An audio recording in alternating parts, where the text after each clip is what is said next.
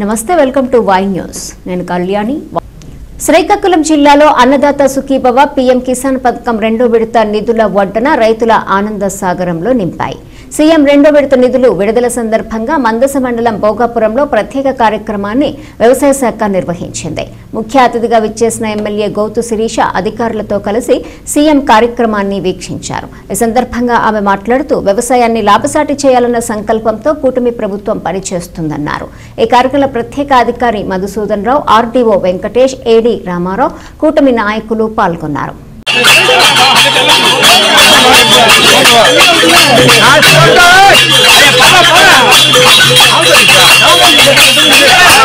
రోజుకి 3 పూటలా మనం తింటున్న తిండిని మనకి అందిస్తున్న రైతులకి అన్ని రకాలుగా ఆదుకోవాలని ఈరోజు పంటలు పండించడానికి అవసరమయ్యే నీరు నుండి వారు పంట పండించాక ఆ ధాన్యాన్ని వారికి సంతృప్తికరంగా మళ్ళీ కొని 24 గంటల్లో వాళ్ళ తాలూకు అకౌంట్ లో డబ్బులు వేసి రైతుని సంతృప్తిగా వచ్చడానికి అన్ని రకాలుగా ఈరోజు కూటమి ప్రభుత్వం ముందుకెళ్తుంది. చంద్రబాబు నాయుడు గారి మాటల్లోనే మీరు చూశారు. 76 సంవత్సరాలు ఆయన చూసే మాకు ఉత్సాహం వస్తుంది. ఈ రోజు ఎమ్మెల్యేలుగా పనిచేశాము అంటే ముందో కారు వెనకో కారు నలుగురు జరిపించి 4 ప్రారంభోత్సవాలు చేయడం కాదండి, పని చేస్తే ఇలాంటి నాయకులతో పని చేయాలని ఈరోజు ఎమ్మెల్యేలు అధికారులు పోటీ పడి పరిగెట్టిస్తున్నారు. ఈరోజు కూటమి ప్రభుత్వంలో నడిపించే నాయకులు అలా ఉంటే పరిపాలన ఎలా సాగుతుంది అన్నదానికి కారణం ఈరోజు కూటమి ప్రభుత్వం.